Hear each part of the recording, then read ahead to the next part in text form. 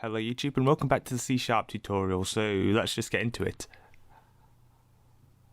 So this video is going to be slightly more theoretical than the other ones, but we'll deal with that. This is about errors and breakpoints, so this is uploaded onto the website if you wanted to read all of this in your own time, just as like a reference.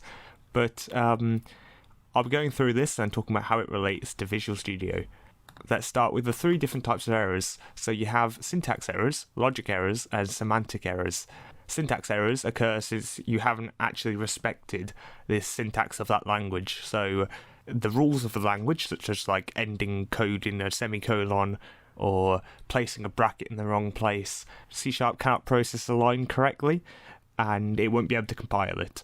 Luckily, these are shown when you're compiling the application. So Visual Studio, the IDE, the Integrated Development Environment, will tell you that you have an error, which is quite nice with syntax errors. Then, logic errors. So logic errors are because your actual algorithm is incorrect. So the algorithm you have written, so the idea behind it, not the actual code, the idea behind it is wrong. So let's say you have a function which says you're going to multiply something, but instead you accidentally write the code to say minus. That's a logic error because it's not going to error out, it's just going to give you the wrong result. And a semantic error is due to the incorrect usage of C# statements. So let's say you haven't imported a library. That would be semantic error because your pseudocode wouldn't have importing a library, for instance. Another example would be, referencing an array but having the index out of bounds. So that would be another one. As again, your pseudocode would not take into account things like array indexes and casting errors as well. So that's covered within there. So whether you're trying to edit a string or an integer but you've declared it as something else, or you're casting it to a different variable type. Or it could be that you're trying to edit a variable which hasn't been initialized yet. So compile time versus runtime. Errors can occur at two different stages, so either when it's trying to compile the application itself into the final binary, or whether it's actually while it's running. So your IDE, your Integrated Development Environment, catches all of your syntax errors while it's actually compiling the software. So in Visual Studio, it'll tell you that you're wrong. So let's open Visual Studio.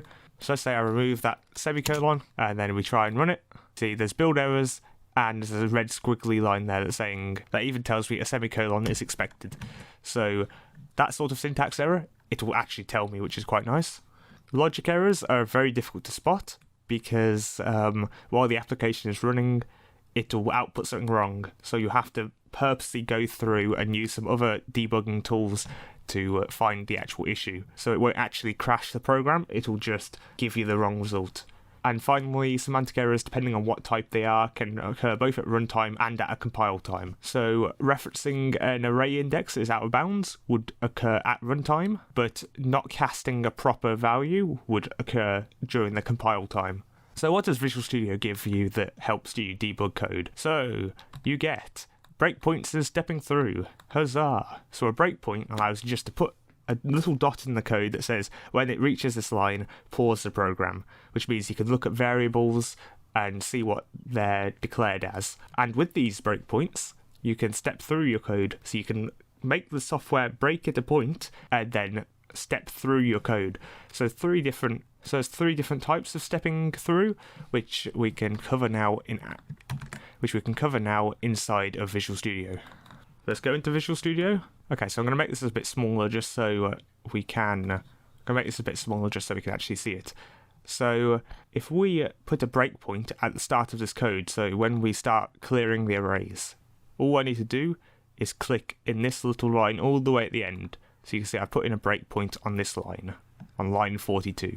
So now if I run this and just paste those in, you see it runs everything up until that breakpoint. So this is where we've broken the code. From here, I have three little buttons up here. So I have step into, which means that I can go through the code and let it run. And then we get here. So if I click step into, you'll see I get to this line, and we're calling a function here, remove unwanted characters. If I use step into, it'll enter that function. If I use step over, it'll ignore that function and go on to the next line. And if I click step out, it'll finish this entire function that we're currently running. So if I try that from this line, so if I put a breakpoint here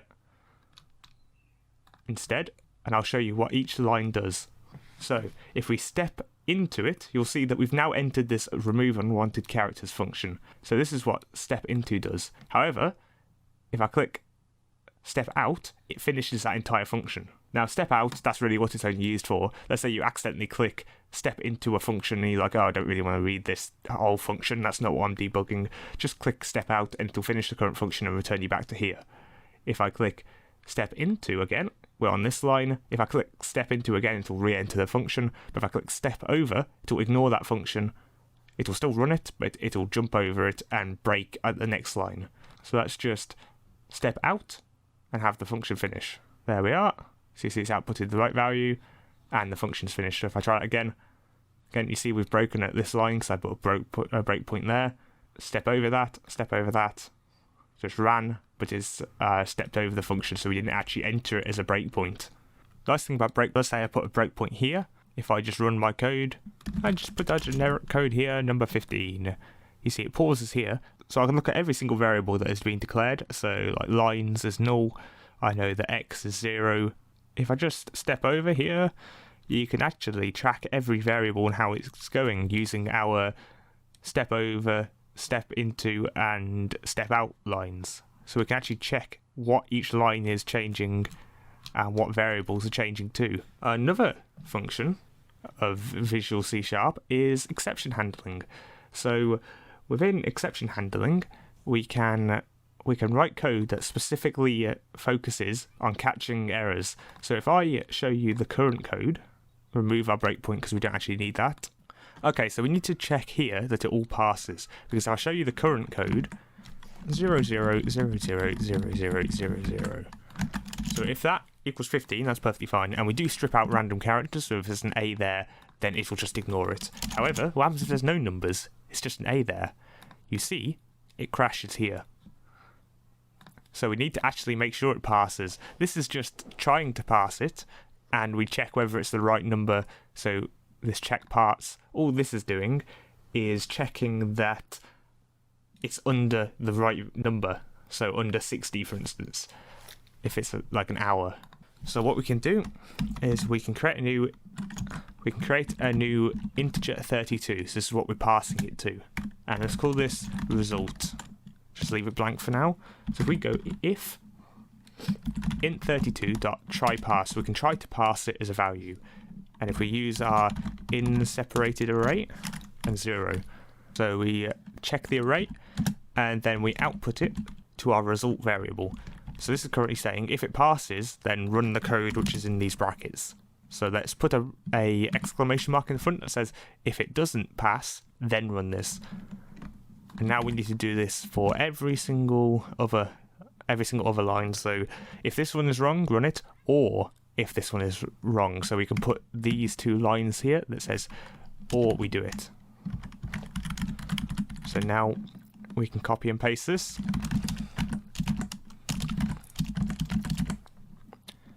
So 1, 2, 3. So each index needs to pass correctly. And we also need to check our output arrays. We check first array and each index, and second array and each index. Finally, we can make it do something. So we want to show a message. So we can make it do something. So let's do messagebox.show incorrect input and error.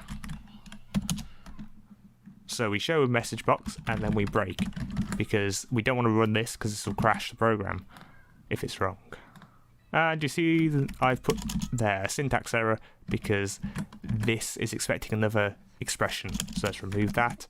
And then the start. So if I put our standard test in, there, you see it's generating it right. But if I replace input with an A, you see it doesn't do anything. It doesn't crash, but it doesn't let me do anything. Same with here. Same with our output. Let's try a minute variable, 11, and in here let's try 5. Let's just try 8. Incorrect input. So you can see now that rather than crashing, it'll show an error box, which this is what we want to do. Rather than letting it just crash, this is what we want to do. So we can try do a try statement that allows us to do it, that allows us to check it. But that's not the only way you can do it. You see, what happens if it isn't something that is just a try pass? Now in this case, obviously it is, but let me show you the other technique of how you would do it if it wasn't a try pass. Let's all comment this out, and let's do a try statement. So we want to try our function here. So that's our function of what we're running. So if we try it and we catch any exceptions, so we catch an exception and let's call it EX. So if it catches an exception, it'll be message box.show, and then we go an error has occurred, and let's plus on our exception.message. So what this is doing is it's saying catch any exception, so any errors that occur during here. So like the error we were getting, but this time we're catching it, so the application doesn't crash, and then output it as a message, and then let's break. So it means it stops the code from running anything further than here, so we never add anything to the text box. 15, that works. If we put an A there, you see an error has occurred, input string was not in the correct format. So that's the video on errors and breakpoints. This was a lot more theoretical this time round, but I think it's very important to cover debugging, especially within your IDE, as some of them handle it differently. Like and subscribe with that YouTube stuff, and I will see you in the next one.